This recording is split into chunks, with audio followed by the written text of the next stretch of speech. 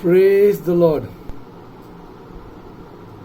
I greet you all, my dear brothers and sisters, in the wonderful, matchless, eternal, everlasting, and soon coming name of our Lord and Savior Jesus Christ.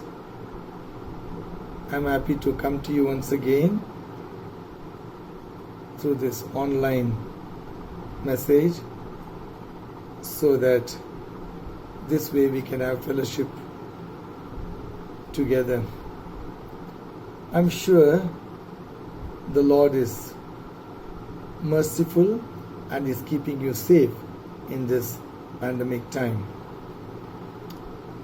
Again, for our sequential expository sermon, our text today is 2 Corinthians chapter 6 from verses 1 to 18. In 1 Timothy 4:13, Paul tells Timothy that he should always keep on to the public reading of the scripture, to preaching and teaching. Therefore, I have decided to read the whole chapter to you. In this way, at least God's people have an opportunity to hear God's word. Therefore, my sincere request to you today would be to keep your Bibles open as usual and keep your notebook and a pen along with you so that you can write down the points, and even as you meditate later, I pray that the Lord will give you deeper revelations which might enable you to share God's word with others. Praise the Lord. Let me read for you. I have taken my text from NIV version. As God's fellow workers, we urge you not to receive God's grace in vain. For he says, "In the time of my favor I heard you, and in the day of salvation I helped you." I tell you, now is the time of God's favor. Now is the day of salvation. We put no stumbling block in anyone's path, so that our ministry will not be discredited. Rather, as servants of God, we commend ourselves in every way, in great endurance in troubles, hardships, and distresses, in beatings, imprisonments, and riots, in hard work, sleepless nights, and hunger, in purity, understanding, patience, and kindness, in the Holy Spirit, and in sincere love, in truthful speech, and in the power of God, with weapons of righteousness in the right hand and in the left, through glory and dishonor, bad report and good report, genuine yet regarded as impostors, known yet regarded as unknown, dying and yet we live on, beaten and yet not killed, sorrowful yet always rejoicing, poor yet making many rich, having nothing and yet possessing everything. We have spoken freely to you, Corinthians, and opened wide our hearts. We are not holding our affection from you, but you are withholding yours from us. As a fair exchange, I speak as to my children, open wide your hearts also. Do not be yoked together with unbelievers, for what do righteousness and wickedness have in common? Or what fellowship can light have with darkness? What harmony is there between Christ and Belial? What does a believer have in common with an unbeliever? What agreement is there between the temple of God and idols? For we are the temple of the living God. As God has said, I will live with them and walk among them, and I will be their God and they will be my people. Therefore come out from them and be separate, says the Lord. Touch no unclean thing, and I will receive you. I will be a father to you, and you will be my sons and daughters, says the Lord Almighty. Let's bow down our heads and pray. Our Father, our Lord God Almighty, We come to you in the name of Jesus, and we thank you from the bottom of our hearts. Father, thank you for giving us another opportunity to be able to hear God's word. We are grateful to you and forever grateful to you.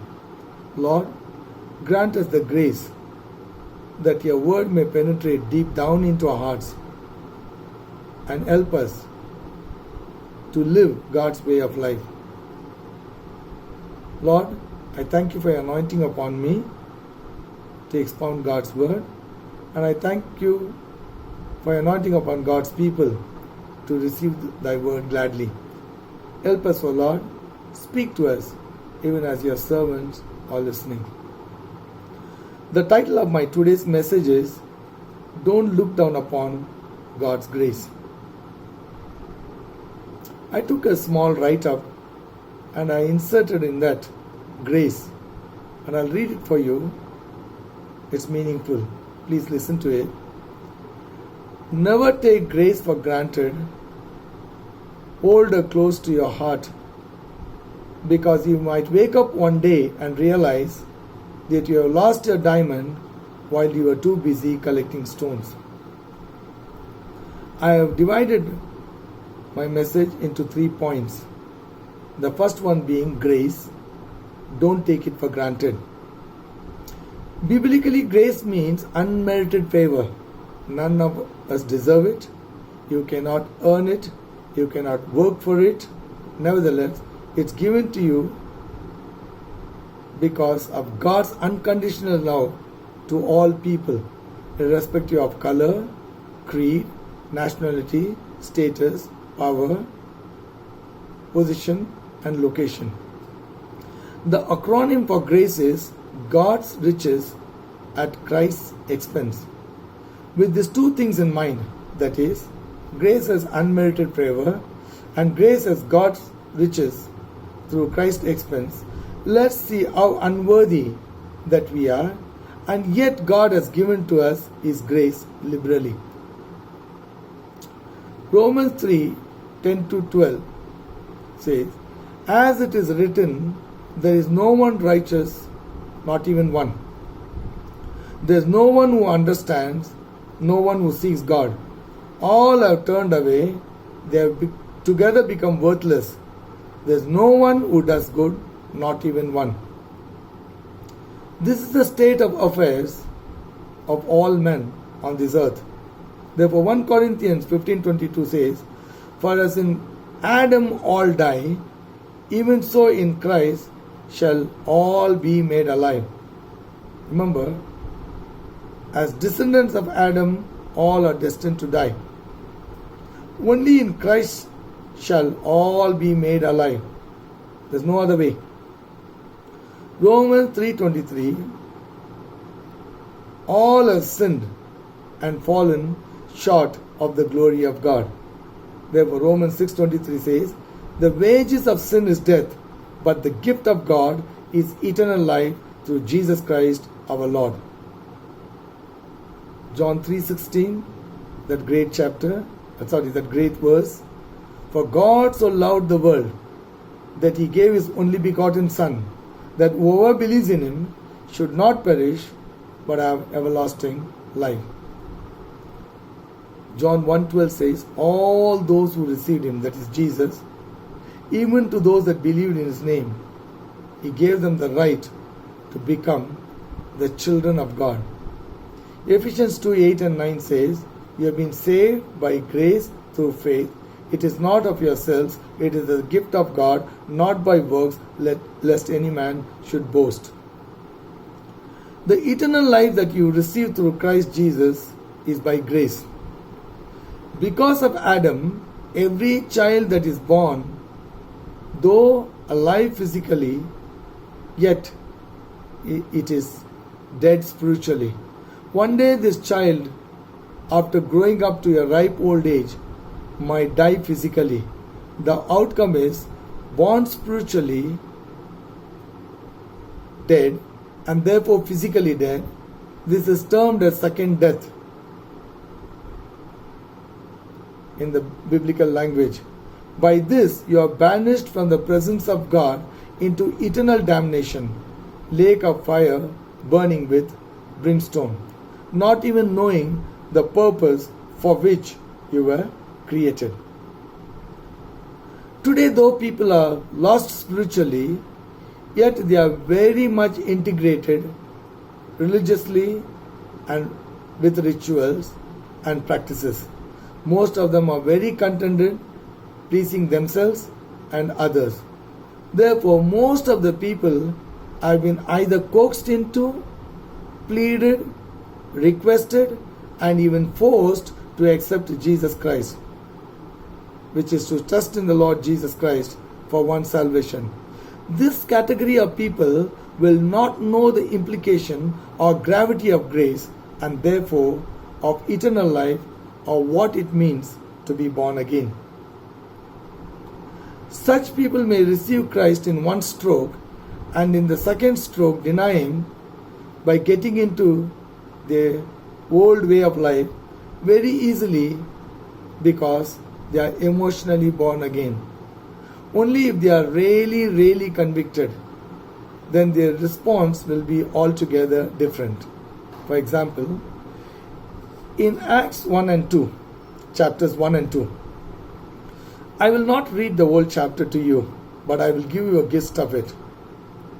After Jesus' resurrection, He appeared to His disciples and interacted with them 40 days, teaching them the deeper things of the kingdom. And in one such gathering, He told them, as I told you before, that John baptized you with water, but not many days from now, you will be baptized with the Holy Spirit and power.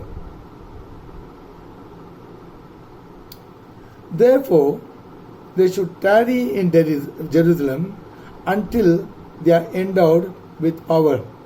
Then He said in Acts 1:8, when you receive the Holy Spirit, you shall receive power, and you shall be my witnesses both in Jerusalem and all Judea and Samaria and to the ends of the earth. After Jesus' ascension from the Mount of Olivet, which was just a Sabbath day's journey, in view of 500 people, they all returned to Jerusalem and they went into the upper room. They were 120 in number. And in that crowd, Mary, the mother of Jesus, had humbly joined that crowd that comprised of the apostles, some women, and the brethren of Jesus Christ. On the day of Pentecost, they were filled with the Holy Spirit and spoke in tongues. Visitors had come from all over the globe for the feast of Pentecost in Jerusalem. Some heard them speak in their own languages. They said, "These are Galileans, isn't it? And how come they speak in our tongues?"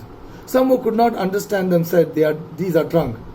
Peter stood up and said, "These are not drunk because it's only 9 a.m. in the morning." This is the fulfillment of the prophecy of Joel.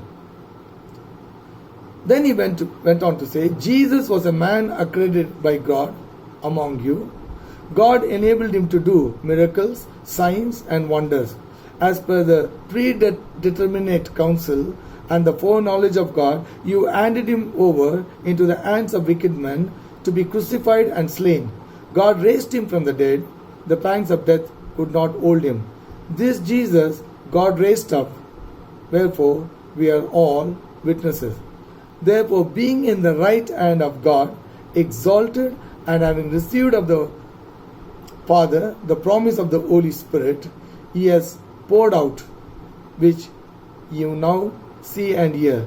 Therefore, let all the house of Israel know assuredly that God has made that same Jesus whom you have crucified, both the Lord and Christ. Now when they heard this, who? All the people. They were not just illiterate Jews. That crowd comprised of the Pharisees, the Sadducees, the scribes, the Herodians, the common people, and also priests among them. And all these people were pricked in their heart and said unto Peter and to the rest of the apostles, Men and brethren, what shall we do? Peter said, Repent, every one of you, and be baptized, and you shall receive the gift of the Holy Spirit. For this promises to you and to your children and to all those who are far off, as many as God would call them. Only those who are really convicted, then their response will be altogether different. For others, grace is casual. That is what it means. Don't throw the pearls before the swine.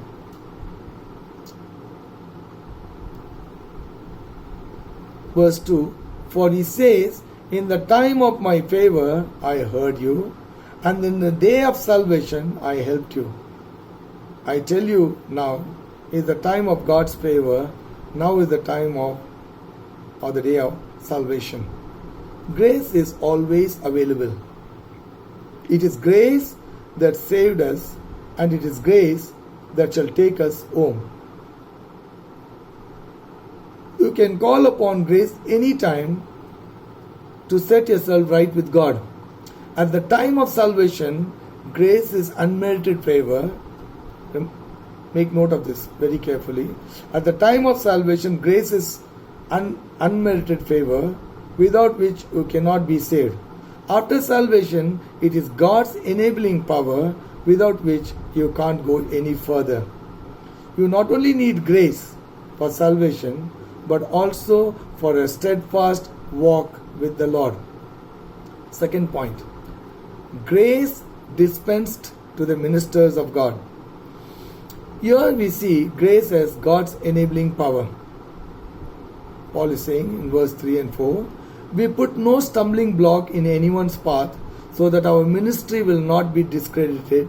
Rather, as servants of God, we commend ourselves in every way.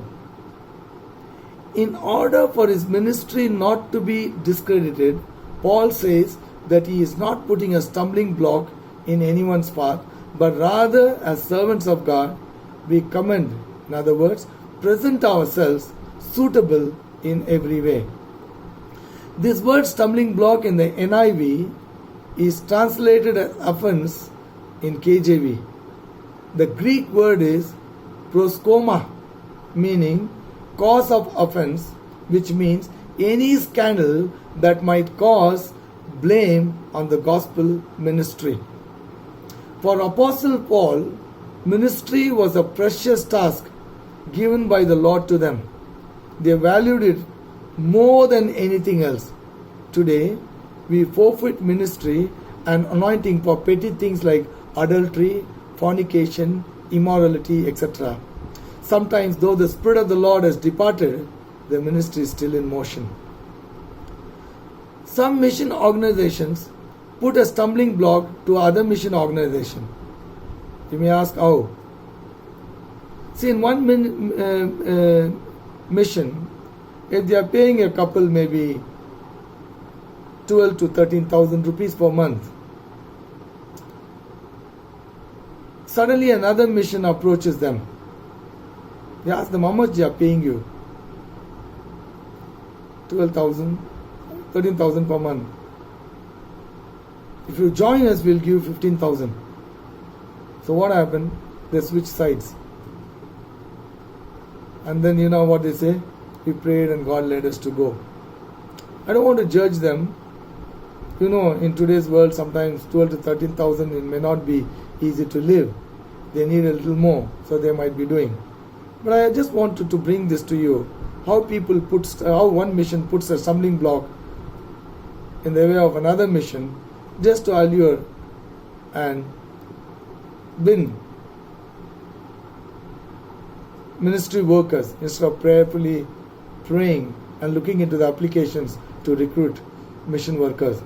North India has a lot of these kind of mission workers. Paul says, verse 4 and 5, rather as servants of God, not just verse 4 and 5, I'm going till verse 13.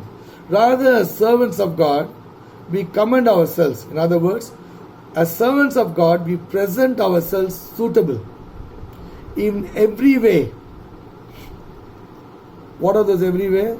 In great endurance, in troubles, hardships and distresses, in beatings, imprisonments and riots, in hard work, sleepless nights and hunger, in purity, understanding, patience and kindness, in the Holy Spirit and sincere love, in truthful speech and in the power of God, with weapons of righteousness in the right hand and in the left, through glory and dishonor, bad report and good report, genuine yet regarded as impostors. The meaning of impostors is one who pretends to be someone else in order to deceive others. Known yet regarded as unknown, dying and yet we live on, beaten and yet not killed, sorrowful yet always rejoicing, poor yet making many rich, having nothing and yet possessing everything. We have spoken freely to you, Corinthians, and opened wide our hearts to you. We are not withholding our affection from you, but you are withholding yours from us. As a fair exchange, I speak to you as my children. Open wide your hearts also. With this kind of Paul's ministry in hardship, let's again look at the background of Paul writing this epistle, second epistle to the Corinthians. Since Paul's first letter, the Corinthian church had been swayed by false teachers who stirred the people against Paul. They claimed he was fickle, proud, unimpressive, both in speech and appearance, also dishonest and unqualified as an apostle of Jesus Christ. Throughout this epistle, Paul defends his conduct, character and calling as an apostle of Jesus Christ. See, false teachers who are Judaizers, probably sent by the Sanhedrin to defend themselves, are trying to discredit Paul's genuine ministry. Paul here is defending his apostleship. He is proving by example how he ministered with sincerity of heart, though it was very, very difficult. And yet he was not putting a stumbling block in the way of anyone else's ministry or bringing any scandal that might cause blame on the gospel ministry. He says that he loved the Corinthians with a sincere heart and open affection and withheld nothing from them. So also they should reciprocate in the same manner. Today, whether you are genuine or not, it will come to limelight, because with the modern gadgets that we have today, someone can make a video shooting out of your life and post it on WhatsApp, or it may come up on news or literature media. Those days were primitive. For them to get to know the truth, it might take a long time. They are left with the choice of either believing Paul or not. 2 Timothy 3:16 and 17 says like this: all scripture is given by God's inspiration and therefore profitable for doctrine, for reproof, for correction, for instruction in righteousness, that the man of God may be perfect, thoroughly furnished unto all good works. As per these scriptures, we see the Holy Spirit saw to it that it is written, so that we know that Paul sincerely ministered under all kind of hurdles. Therefore, my dear brothers and sisters, this gospel has come to us under extreme conditions, and great difficulty. Therefore, don't take it for granted. Living casual, sensual, and careless lives like heathen, maligning the gospel. Prosperity proponents might say, quoting Jesus, "He became poor so that we might become rich." And they might further say, the only thing is that you must have faith to exercise the promises of God, especially prosperity, plenty, comfort, riches, etc. Do you think that the 20th century proponents of prosperity doctrine know more than Paul and the other apostles? Tell me, where neither Paul nor any of the apostles of Jesus Christ enjoyed a comfortable life. I'm not saying don't enjoy a comfortable life and only look for suffering. No. But be prepared, especially in these contemporary times. Ecclesiastes 7:14a. When times are good, be happy, but when times are bad, consider. The third point, grace calls for marked separation. 14 to 18. Do not be yoked together with unbelievers. This could talk about marrying unbelievers. For what do righteousness and wickedness have in common? 2 Corinthians 5:17 says, 5:21 says, Him who knew no sin was made a sin for us, so that you and I might become the righteousness of God in Christ Jesus. So righteousness means right standing with God, and wickedness means not in right standing with God. So how can you two join together to become one? You cannot marry any unbeliever, even though he or she may belong to a Christian denomination but not born again.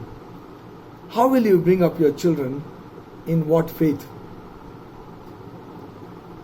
Or what fellowship can light have with darkness? Jesus said, You are the light of the world.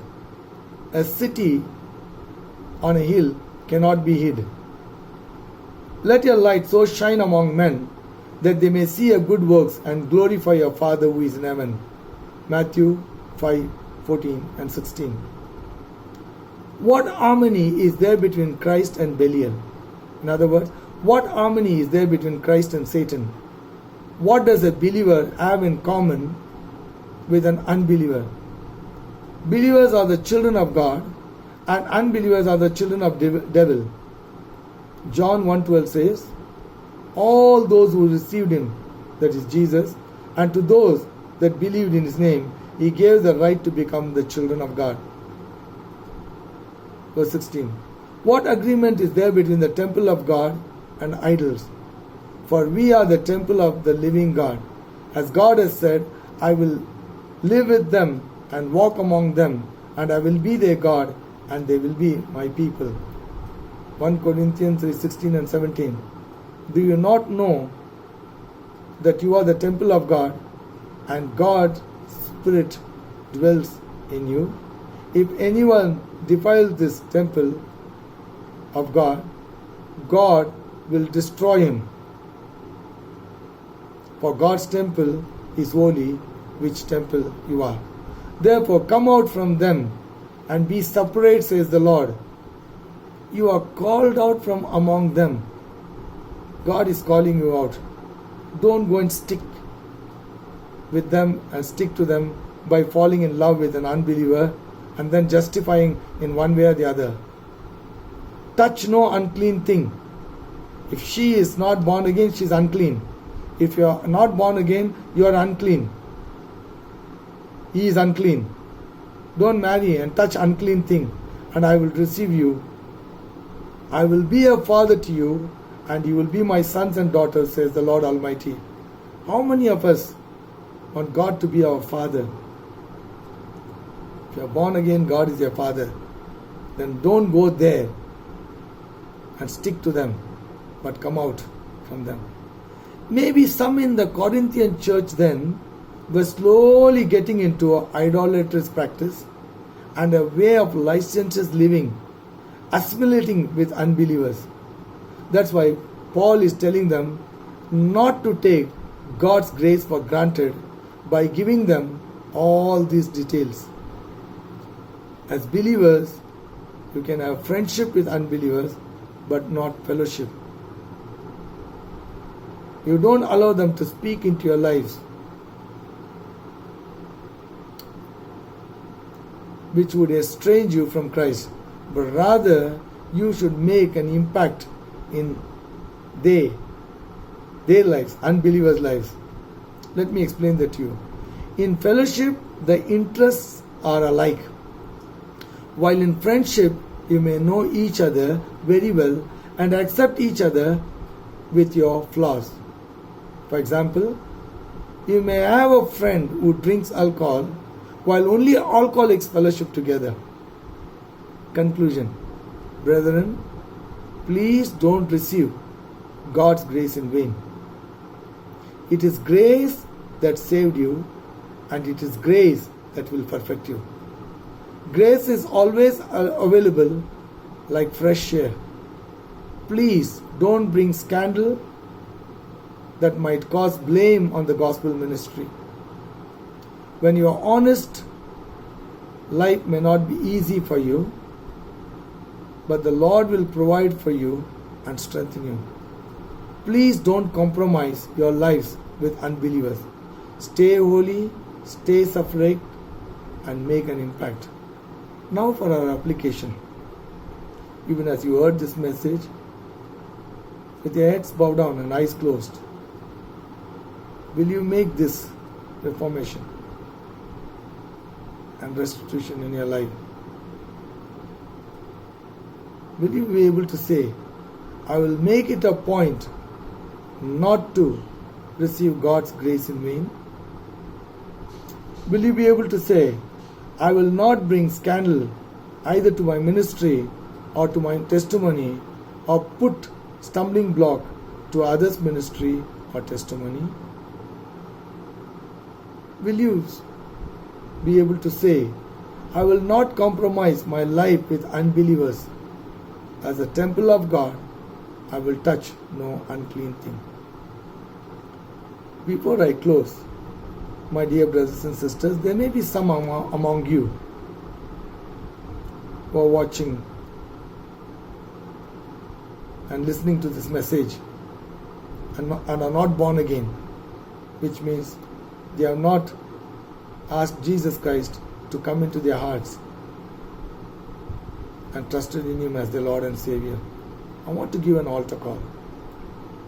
If you want to be born again, if you want to give a life to Jesus Christ, if you want to trust in Him as a Lord and Savior, there's not compulsion, there's not any force. But if you are led by the Holy Spirit as you listen to this message, let me give you this call.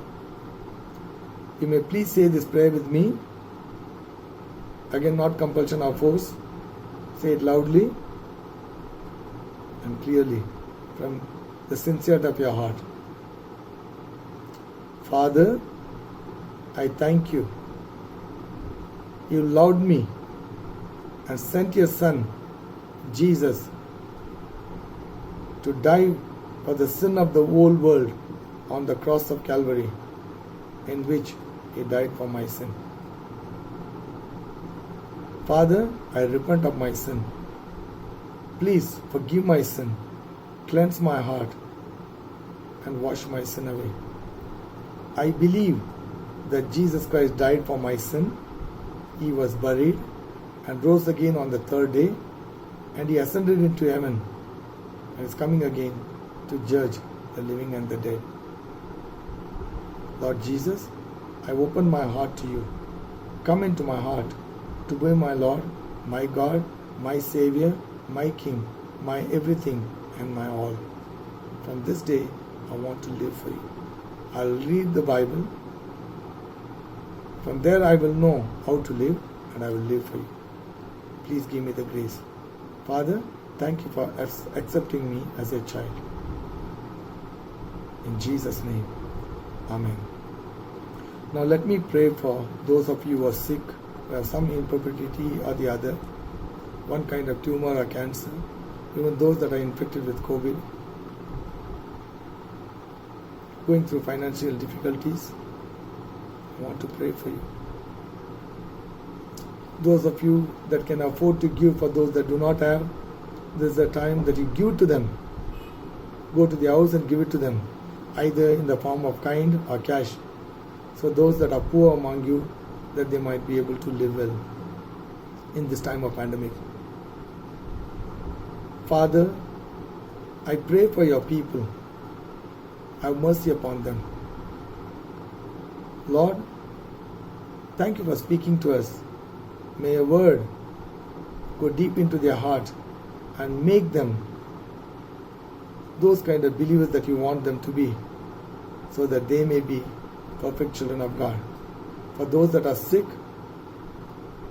or with any infirmity or even with COVID, I command every sickness, every infirmity, cancer or tumor or even COVID to go out of your lives in Jesus' name. I speak healing right from the crown of your head to the sole of your feet. Receive your healing and be healed. Receive your miracle and testify to the glory of God. In Jesus' name, Amen. Let me share the benediction with you. Now the God of peace, that brought again from the dead our Lord Jesus Christ, that great shepherd of the sheep, through the blood of the everlasting covenant, make you perfect in every good work, to do his will, working in you that which is well pleasing in his sight, through Jesus Christ, to whom be glory forever and ever. God's people said, Amen and Amen. May the peace of Jesus Christ that passes all understanding rule and reign in your hearts in Christ Jesus. May this weekend and the coming week be an excellent week for you. God bless you, my dear brothers and sisters.